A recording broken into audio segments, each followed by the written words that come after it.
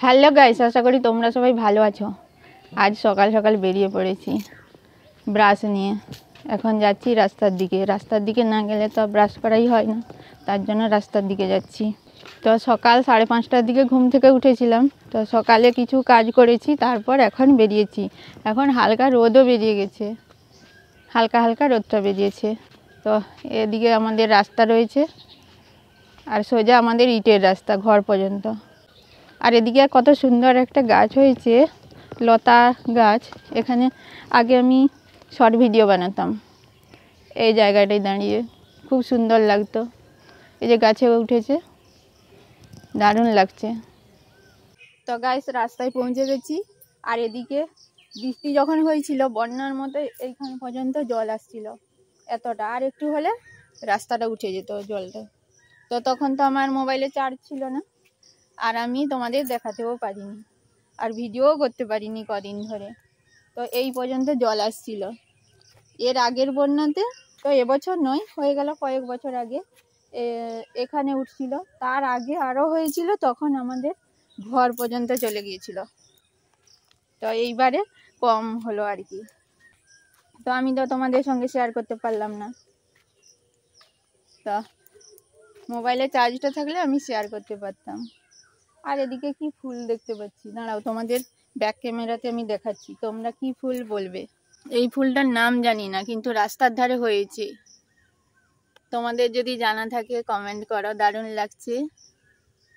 Brush করে বাড়ি চলে এসেছি, আর মা কুলেখাড়ার রস বার করেছিল, আর রসটা কিছুটা রেখেছে আর নিজে কিছুটা খেয়েছে, দিয়ে আমাকে খেতে বললো। আমি এখন রসটা খেয়ে নিচ্ছি।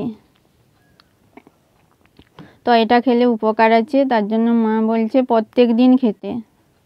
তো এখন পড়তে বসবো।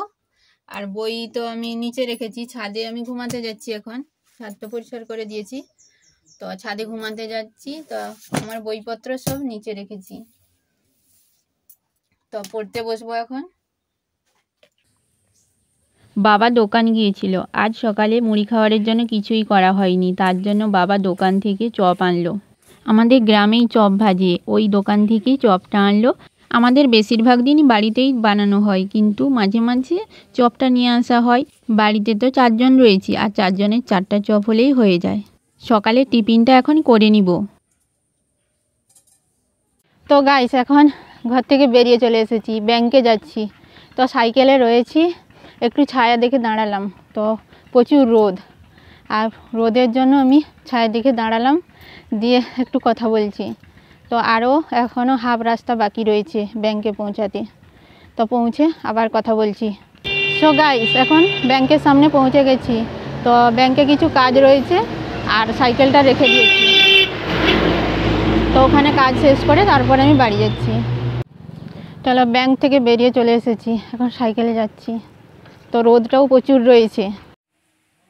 তো 12টার পরে পরে আমি বাড়ি পৌঁছালাম, আর এসে আমি স্নান করে নিলাম, কারণ স্নান করে আমি যাইনি, গরমে যাচ্ছি, ওখানে রাস্তায় প্রচুর রোদ গরম, তার জন্য আমি ভাবলাম যে এসেই আমি স্নান করব।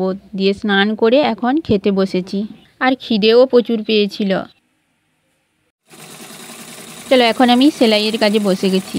এটা আমার নিজের ব্লাউজ বানাচ্ছি। ভাত খাওয়ার পরে আমি কাটিং করলাম, তারপর আমি সেলাইয়ের কাজে মেশিনে বসেছি। তো এটা আমার নিজেরই ব্লাউজ বানাচ্ছি, এটা নতুন ডিজাইন হচ্ছে। তো ব্লাউজটা বানানো হয়ে গেলে আমি তোমাদের সঙ্গে শেয়ার করব। এখন প্রায় সন্ধে হতে যায়, আজকে পুরোটা কমপ্লিট করব না, তো পরের দিন আমি পুরোটা কমপ্লিট করব, তারপর আমি তোমাদের সঙ্গে শেয়ার করব। তো সামনেই দুর্গাপুজো এগিয়ে আসছে, তো কাজেরও চাপ চলে আসবে, তার জন্য নিজেরগুলো আগে বানিয়ে নিচ্ছি। লোকের ড্রেস বানাতে বানাতে নিজেরই বানানো হয় না, তার জন্য আগে থেকে আমি বানিয়ে রাখবো। তো ভিডিওটি এখানে এন্ড করে দিচ্ছি। যদি ভালো লাগে লাইক, শেয়ার আর কমেন্ট করো। আর তোমরা সবাই ভালো থেকো, সুস্থ থেকো, আর নিজেদের খেয়াল রেখো। তো আজকের মতো বাই বাই, দেখা হচ্ছে নেক্সট ব্লগে।